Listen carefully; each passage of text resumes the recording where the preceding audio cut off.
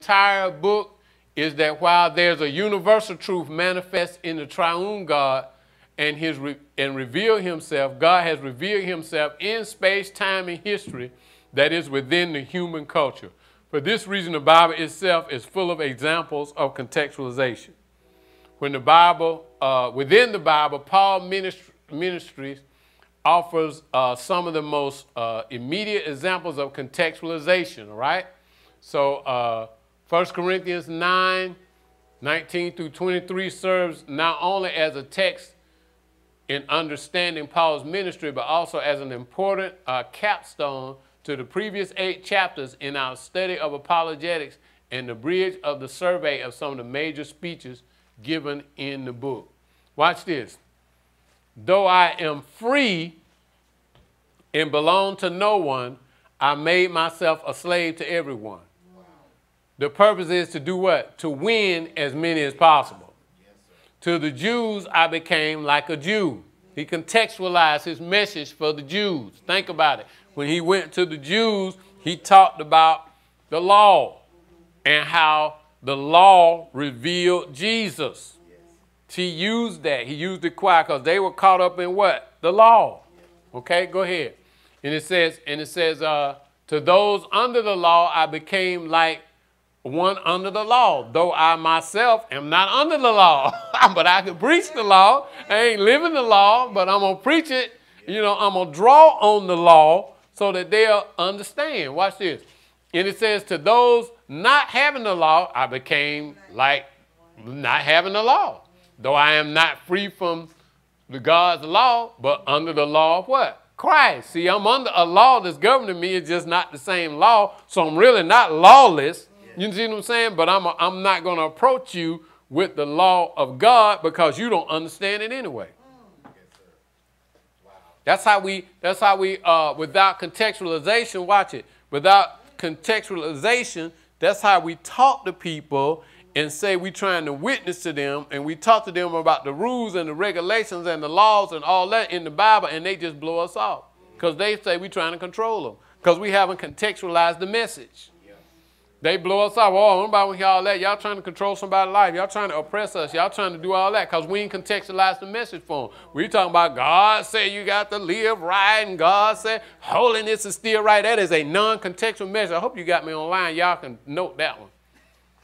Now that's a holiness is still right is a non-contextualized message. Yes, sir.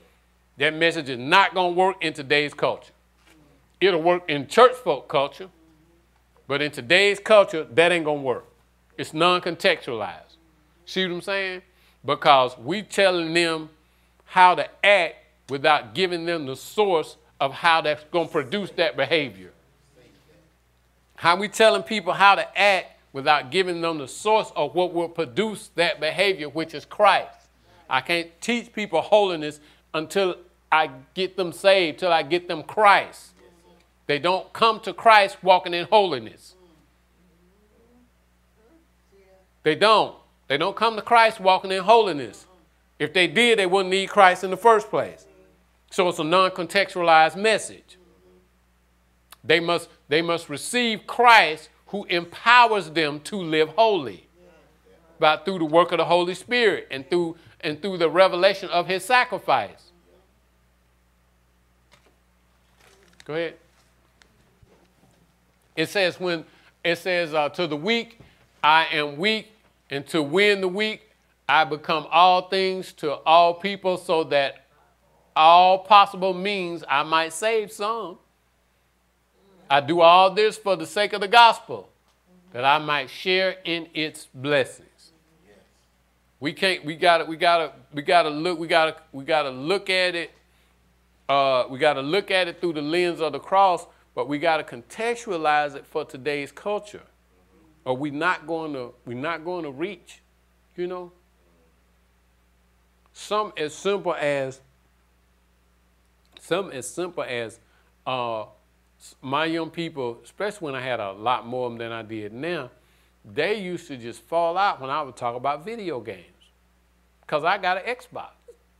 You know what I'm saying? And they used to just, Pastor play card, Pastor play. I'm like, yeah, and I ain't going to let y'all play it in here because they're killing folk. And when they come in here, they're going to play, you know, Madden. I let them play Madden. I let them play 2K and stuff like that. I said, you can't play no killing game in here because we're in the house of God. Now, if your mama let you play a killing game at the house, but I'm a grown man, I play a little card. You know, my Pastor Kim be up there. The pastor's up there killing folk. I'm just, she be saying the pastor's up. But you know what? Now watch this. I have played with people online. You know what my handle is? Pastor of the Horn. That's my handle. Pastor of the Horn. And they'll send me a message. You a pastor? I'm like, yeah, I'm a pastor. You know, Pastor of the Horn. That's my tag. I play online. I don't play it much because they be beating me. Go ahead. They be tearing me up. I'm serious on that man, sir. Yeah, they be tearing me up. Apologists are to take their listeners seriously in full, consistent manner. I'm not going to read all this. That's one of the different things, y'all. We're trying to be apologetic to people, but we're not listening to them. Paul's goal is to take all the gospel message, but he recognized the need to distinguish it from different groups of people. So thank you. So we can't preach the same message to everybody. And in apologetics, we got to listen to them to see where they at so we can gauge what the answer is supposed to be for them. And sometimes we preach a blanket gospel that's supposed to just apply to everybody, and it don't. Go ahead. Paul's apologetic to the Jews. He established that Jesus was ushered in specific scriptural expectation and that the Jewish people had for the events that would occur to the restoration of the kingdom. The Spirit was poured out, signs and wonders had happened. Jesus fits the criteria of the king greater than David. That's what he preached to the Jews. That Jesus has fulfilled all this stuff. Everything that the prophet said was going to happen have happened. He appeals to the authority of the relevant Jews and the prophetic message of the Old Testament. Peter refers to Joel 2:28 and 32, and Psalms. He uses the language that would be accepted and understood by the audience. Got to change a lot of the church lingo. Y'all, I see people today, and I'm not knocking. We changed this because not just so modern, because we wanted it to look modern, but we're also going to put a cross right here. We're going to put a cross right here. You see, so we got more modern, but we still keeping the same what? Message. That's why I told him, I said, yeah, we get more modern. That's right. It looks more modern. So then we put a cross back here. We'll be good. You see what I'm saying? And so sometimes our message is the old message. It's the old, you know, it don't apply to young people today. Let's read, you know, we talk about, let's read, we can't get millennials in church. I'm going to tell you why we can't get millennials in church. We can't get millennials in church, first of all, and boy, they like to have a fit in my Bible study. I hit them with a rock. They just like to pass out. But I had to tell them that's because baby boomers stopped taking their kids to church. Our parents took us to church. Us as the baby boomers, us that was born in the 60s and stuff like that, you know, born like, you know, 60s and late 50s, you know, we didn't take our kids to church. We stopped taking our kids to church. Yeah, give them option. You go, you cannot go. And so we stopped taking our kids to church. And so what happened was, now we raised a whole generation, your millennials, you know, we raised a whole generation that didn't come to church. And so they didn't go to church. So guess what? The ones coming behind them, they even worse. At least, you know, some of the baby boomers heard about it. You raising up a whole generation of kids now that ain't never been in church at all. So we got to contextualize the gospel to how they talk, because they don't understand what righteousness is. They don't know what you're talking about. They sitting out there listening to you. They ain't got a clue what you're talking about. They listen to the words that we're saying, but they don't know what sanctification is. You use that word, you got to be able to explain it. You can't explain it, you shouldn't use it. You're raising a whole generation of young people that have not heard the words that we use in the pulpit.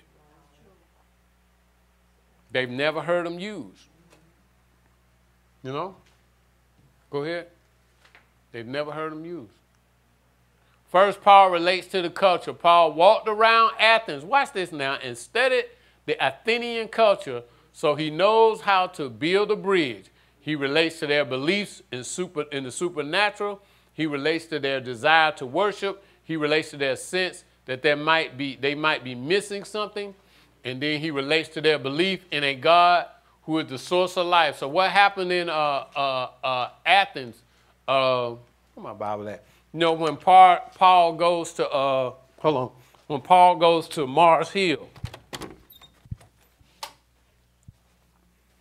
There we go.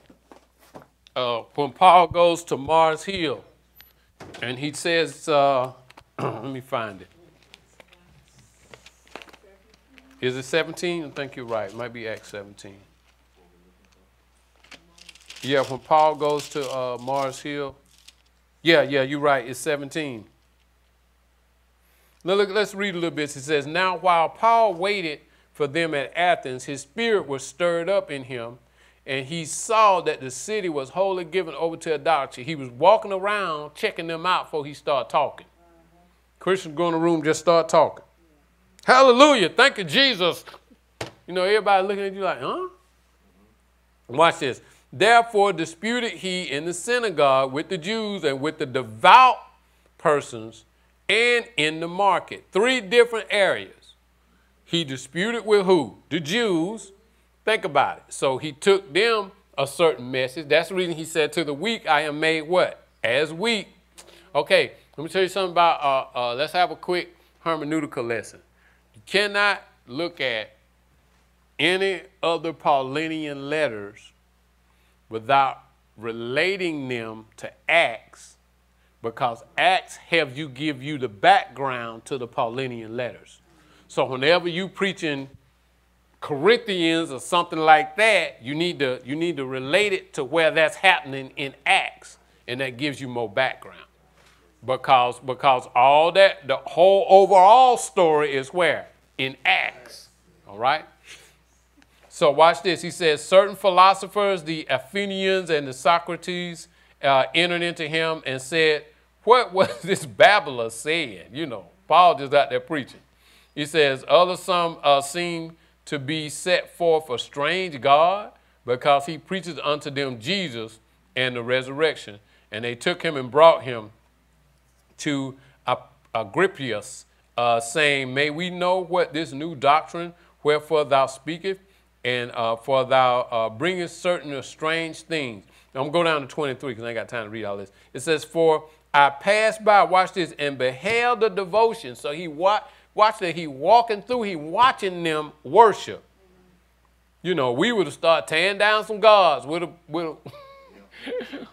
sledgehammer or something. No, he walking through, he watching them worship. And he says, I found an altar with the inscription, to the unknown God, who therefore you ignorantly worship, and declare unto him, I you. In other words, y'all see that sign y'all got up there? I can tell y'all the answer to that. You got to the unknown God. I know the unknown God. He started preaching to him. Now watch this. Look at 28. I'm going to show you something. Look at 27. It says, that they should seek the Lord, if happily that they might feel after him and find him, though he be not far from every one of us. For in him we live, and we move, and we have our being. Now watch this. As certain also of your own prophets have said, for we are his offspring. So stop preaching that the Bible says, in God we live, breathe, and have our being. That's not what he said. He was quoting, he was contextualizing his message. He was quoting one of their poets. So it's a good hermeneutic lesson for you. People just don't even interpret the Bible right. He wasn't talking about our God. He wasn't talking about our God. He was quoting one of their poets. He was quoting one of their poets to contextualize the message. That's what he was doing. But we'll do that another time. Wow. Go ahead. That's okay. I did it too till I learned better. It says, secondly, Paul subverts aspects of the Athenian culture, central belief. He affirms that they have some things right. You see, that's the reason he quoted that. Watch it now. See, we can't always disagree with people when we do apologetics. We got to find some agreement with them. You know, when they say, all preachers was crooks. Well, no, all preachers ain't crooks, but I give you that some preachers crooks. Come on, say amen. You know, I ain't gonna say all preachers crook, but yeah, it's some crooked preachers. Come on now. Amen. You see what I'm saying? It's some crooked preachers, and so we got to, we got to deal with that the way, that's part of it. We can't fully agree with them because then we would say we crooked. Now, I'm not a crooked preacher, but I will admit to you that there are some crooked preachers. So. Then demonstrate the other behaviors and beliefs that could contradict those correct beliefs. Paul connects his audience to Jesus. Paul concludes by calling the Athenians to repent and turn from idolatry. Studies have demonstrated that Paul's speeches to the Roman officials in Acts 24 through 26 confirm the patterns that were common in a Roman legal proceeding. So he didn't go before Agrippa. Thank you. He didn't go before Agrippa and them guys preaching the same way he was preaching services to the Corinthians. He was in the legal proceedings. If you remember, he said, okay, they can't accuse me. They ain't got no witnesses. They ain't got no witnesses here. They can't just come up where they're witnesses. And then they had to say, yeah, well, we better reconvene. They had to bring him back. So they accusing me of this stuff. They're supposed to have some witnesses here. They're supposed to have some, you know what I'm saying? And so he had to contextualize the message to what? To that proceeding. And we got to do the same thing. We got in our apologetics and especially in our apologetics, if we go defend the faith, we got to listen to people and realize where they at. Yeah. And the first thing we got to do is find some common ground. And then after we find some common ground, that's what this chapter was talking about. After we find some common ground, then we can start to kind of pick out, okay, this is where you're a little off at. Let me tell you about Jesus. You see what I'm saying? But sometimes we just go at them, oh, you wrong, you ain't living right, you ain't doing this, you ain't doing that. Well, wait a minute. Yeah. Some of the things they saying is true. Yeah. Some of the things they saying is true. It is true that some slave masters use the Bible against people. Yeah. Not all, some. I can agree with you on that point. But here's the thing, all of them didn't do that. Some of them didn't want the slaves nowhere near the Bible. Yeah. Or you would have had a Nat Turner incident. Here's another thing that we leave out. What's the first thing the slaves did when they got free? They started churches.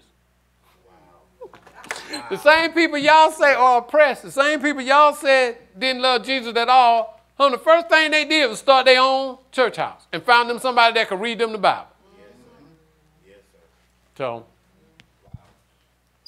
go ahead. Oh, okay. Paul was a Roman citizen. So he understood the authorities. Remember they going to beat Paul? Paul said, wait a minute. Y'all done beat me. Paul said, wait a minute. Y'all done beat me down here. The same way they brought me down here and beat me, the same way they'll take me up out of here. I'm a Roman citizen, man. No, y'all can't. You see what I'm saying? Yes, sir. He goes before Felix and he goes before Festus, and he defends himself. Goes before Agrippa and practices apologetics and defends himself. The assumption and attitudes of the culture we live in orient and shape so deeply that we usually don't give no thought to them. We don't give no thought to and it's difficult because some of these young people, they just, here's the thing, I was going to post this today, but I knew it would have caused controversy, so I just left it alone. We got to realize, y'all, they think you can research stuff on YouTube. And they don't realize research only comes from books. Electronically or written. They think YouTube is a place to research stuff. So when they come off as ignorant, we can't go off on them. We can't just, I got someone in my family, they just ignorant. They post a picture of somebody getting hung and a picture of Jesus on the cross. See, this is real. This is fake, a fake picture or something, you know, just crazy stuff because they just ignorant. And so we got to learn how to combat that without getting mad. And we got to sit down and listen to them so we can find some common ground and then give them some information. See what I'm saying? That's how we contextualize our message. Go ahead. Philosopher Charles Taylor puts it, these taken for granted, the framework are not usually or even mainly set of beliefs which, I can't even read that, which we entertain, but rather the sense or context in which we develop our beliefs. Watch this, without us normally being aware of it, the culture we live in provides a grid by which we live and interact around the world. So we got to look at, that's the reason, y'all, in other words, you got to know the grid you live in. You got to know what's going on in Jacksonville, Florida, before you stand up there and preach. You know, we got to know the issues that's facing the African American community. That's the grid we live in, the same issues that they face and the same issues as we face. We're not immune because we saved. And we got to contextualize our message. Why? Because everybody else is contextualizing their message to their pain. And we got to contextualize our message because we got the power for them to come out. The message that they contextualize them to them going to keep them in. Because it ain't got the power to bring them out. They just angry and trapped. Look at them on Facebook tomorrow. They angry and they trapped. Yeah. They angry and trapped. Why? Because the message that you're getting is not transcending your situation. So you just angry and trapped. And you feeling trapped and you feeling hurt and you feeling abandoned by the country and abandoned by everybody else. We got to look at their mentality so we can really minister to them. Go ahead. A lot of them, like I got a cousin who's really heavy into that Hebrew Israelite stuff. And to be honest with you, is where our elders in the family dropped the ball.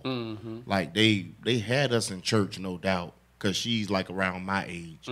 But there was really no, like you say, evangelizing. There was no teaching. Like they still doing the same stuff at the family church now that they did when I was a kid. So there's really haven't been no growth, and I'm man.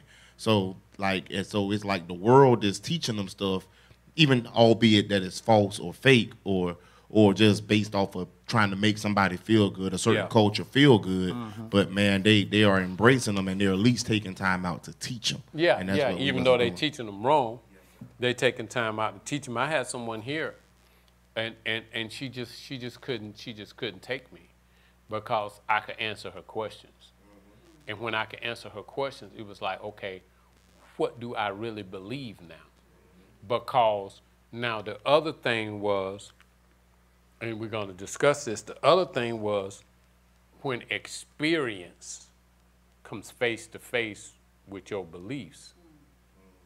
In here, she was treated with love, with respect. She loved coming here. It was just the things that I was saying.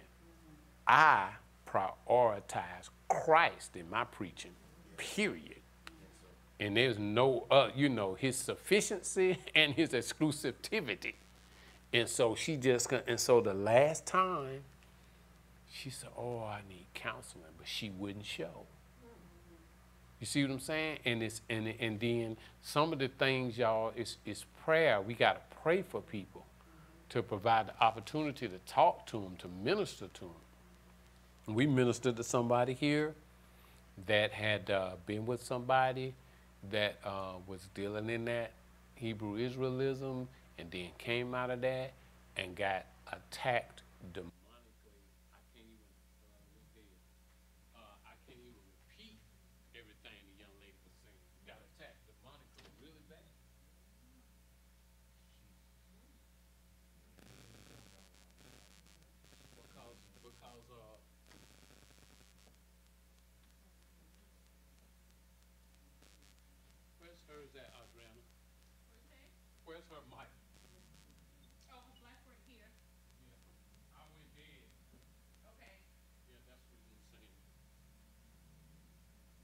other one's dead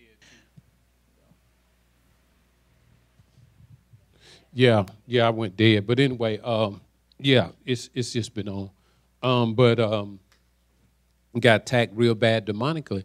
And so it's a battle, y'all, you know, because a lot of these young people are into that stuff, and really it's bad hermeneutics mixed with black nationalism. And so when we talking about our apologetics in our community right now, what we're dealing with is black nationalism. Now, here's the thing. We wanna crucify Trump for being a white nationalist. But what's rising up in our communities is black nationalism. But we want to crucify Trump for being a white nationalist. And so apologetically, well, spiritually what's happening is if the devil can get people disillusioned, he can wreck their lives. If the devil can get people thinking that they thinking right when they really thinking wrong, that's the biggest trick. That's how he got Eve. He talked to her and her concept of God got distorted just for a moment. Her concept of God got distorted just for a moment. Now, Adam, he had problems because he just followed her. You know. Yeah, she was naked, so the average guy probably would have followed her too. Think about it. She was naked, so, I mean, so he just had issues. But she got, you know what I'm saying? That's what the word said. The word said Adam was not beguiled. He just followed what she said. She asked him to do something, he did it. I mean, he just wanted to do it. Weak or whatever, he just wanted to do it. And so anyway, what I'm trying to say is that we've got to really, really speak to these young people in a way that they gonna understand, And the contextualized message now is our message is gonna bring you out of all that. But what's wrong is the devil has got you distorting our message because he wants you to stay in. He wants you to stay in that pain and that negativity. And that's all you get from the law. That's all you get from it. Go ahead. That's all you get from it. Cultural framework could be compared to the fragrance within someone's home. People rarely notice the smell of their house because they are used to smelling it. That's the culture. Apologists, it's important that we understand how people's assumptions, get this now, assumptions and belief are often historically and culturally conditioned. So think about, as we mentioned earlier in this book, the term cultural plausible structures refers to the beliefs we deem plausible because people around us support them. Think about that. That's these whole movements, thank you, these whole movements that they got. This is okay because everybody believes it. It's a plausible structure because everybody's saying it. In our communities, we have what we call folk theology. People start repeating stuff over and over again, and everybody support it and say it, and people believe it. Sitting in a barbershop one day, folks just talking crazy. Well, see, we really don't know who wrote. We really don't know what languages the Bible was written in. We really don't know. I'm like, yeah, we do. Who told y'all that? See, that's what we do in our communities. We start saying the same thing over and over and over again. We start believing it. We set up a plausible structure. We set up a plausible structure. We set up a system by which we can believe crazy stuff. And then you know what we do? You know what we do in the church? We entertain that stuff. A friend of mine had a meeting in his church about Hebrew theology. And I'm like, if you don't believe that, why would you have a meeting to discuss that at your church? All that stuff was settled in Galatians. The law is done with. The law is done with. Anybody that's trying to go back, you are not no Messianic Jew. Black people, you're not no Messianic Jew. Galatians settle all of that stuff. There is no male or female in the spirit. No bond or free. No Jew or Greek. All are the what? Same. So they talking about, so as you relate to God, don't none of that stuff make no difference. Why don't it make any difference? Because he is a transcendent being. He transcends our ethnicity. He transcends our humanity. And if he is not a transcendent being, then we need to shut these meetings down. Because if God deals with people according to human perspective, then he should not be worshiped. He should not be worshiped. And we might as well shut these meetings down. So the whole thing is done with. We might as well shut these meetings down. Go ahead. But they set up plausible structures by which they believe stuff. Understanding plausible structures is vital to apologetics. When we interact with others, we are engaging blanks. We are not engaging blank slates. Just like he was saying, it's the reason they believe what they believe. Their relatives was believing that stuff and them brought them up in that stuff and then went back to the club and dropped them off. It says when we are talking to people, we adopt certain assumptions. Yeah, they get to raise them up in all that foolishness, then they stop living the law and go back to the club, and then they stuck. Assumptions about how we should understand it and live in it. A person's cultural framework usually shapes and takes a person's cultural framework usually shapes their take on any given issue. The way they interpret evidence and the way they receive and explain. Come on, y'all. Just think about if you was born in the inner city of Chicago. And black folks killing black folks, police killing black folks, everybody killing everybody. You ain't never been raised up in no church. And then somebody start coming around and telling you black people are the see, they really the gods of this world. You're going to be like, what? Yeah, see, they done changed everything. You don't understand. We really what we talking crazy? We really the gods of this world. That's what we really are. Yeah, you would start accepting all that stuff too. No. You would start, and then we I'm telling y'all, man, Christians, folk need to get saved for real. Talking about a member of my church. I say, what? They done posted some mess about the Ku Klux Klan and Catholics. And I'm like, see, y'all just dumb. Why y'all sharing this stuff? Anyway, let me just keep going. I just shake my head. Go ahead. Go ahead. Let's get out of here. Let's go. I just shake my head. I just be like, it says building on the framework of Charles Taylor and Keller points out that Christians often do not recognize the existence of the cultural framework through which even the secular filters evidence. Secularity is not similar in an absence of belief. Christians also accept this claim and respond by getting out their proof in other rational bona fides. Not so fast. Secularism in its own web of beliefs that should be open to examination. Once you have recognized that all people have frameworks, the question then becomes, how do you get someone to open up and examine their own web of beliefs and assumptions?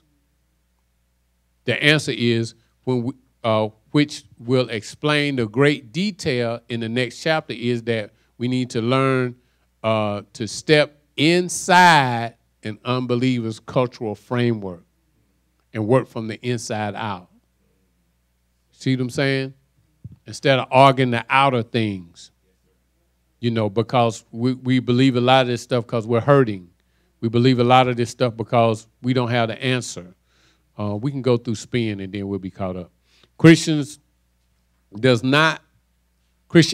does not set faith against thinking. It sets faith against assuming. That's Timothy Keller. It sets faith against assuming. Returning to the house metaphor, we are now approaching the final stage of the building project. We will construct the most visible aspects of apologetics at the cross and the practical outgoing of the application of all we have discussed. That's everything we done discussed. Look up there. The biblical part, the historical part, the practical part, and the theology and the philosophical part. Those have been the prior chapters. Before providing some specific strategies to responding to the cultural trends of late modernism and the plausible structures those tend to have and create, we will first examine three general historical shifts: pre-modernism, modernism, and late modernism. We're going to run through this right quick. It said the first three basic pillars of Western culture in this area believe is the supernatural and assume that God or gods had created the world. Traditional religious institutions were viewed as authorities. Moreover, such institutions were central in the forming and the knit of communities. People did not see themselves simply as individuals, but rather as members of a corporate whole. In other words, people believed in the institution of the church, even though they didn't want to join it. Now people don't even believe in the institution of the church. We are pressing. You know, you don't need to. They coming against any institutional belief at all. They don't want nothing to do with that. Modernism, significant thinking began to question the ability of the traditional authorities, the church, watch this, tradition, the scriptures, and even community to provide the proper foundation for knowledge, and begin to look upon them as suspicions, suspicious. Rejecting the truth propagated by the traditional authorities, and individuals attempted to discover truth by laying aside all presuppositions and only believing what was self-evident, which is impossible to do. But anyway, these ancient sources of wisdom were dethroned, and in their place was crowned a new source of ultimate authority: individual reason. Mankind and the modern were asserted and had come of age. Such authoritative figures were no longer needed to guide truth. In other words, we done ripped away the foundation. We don't need no church. We ain't worrying about the tradition of the past. We don't need no Bible. Ain't no truth in none of it. We're going to establish our own truth, self-evident truth. What's true in my life, in my situation. Like moderns, the late moderns still set the anonymity of the individual and the personal freedom against the claims of tradition, religion, family, and community. The self still rules. But with the shift to late modernism, people begin to see the alleged neutrality of the early moderns as a myth, and the notion that humans could control nature through the premise of reason and science and illusion. Watch this. Look at the first one. We're going to discuss this just for a second as we move on. It says, the late moderns still set the anonymity of the individual of personal freedom against the claims of religion, tradition, family, and community. Thank you. Think about that. That's exactly what's going on today. Individual. Everything is set against religion, the community, the family. Oh, there's no traditional family. What do you mean traditional? No, families are different. That's what they're saying. Families are different. You can have two guys and two girls and a child. You see what I'm saying? Why do we need a traditional family structure? That's what these people are saying. My members get mad because they diehard Democrats, and that's fine. But I tell them you need to turn that CNBC mess off, that MSNBC mess off, because they always pushing some transgender, and they always pushing some. You understand what I'm saying? They always pushing stuff, and then they be lying. I sat up on the program the other day. It says, well, there's at least 20 to 30,000 transgender people in the military. That is a straight lie. Ain't no 20 to 30,000 transgender people in no military in no United States. And CNN said that mess the other day. No way. Don Lemon said that, man. No way. Yeah, because he gay himself. There ain't no 20,000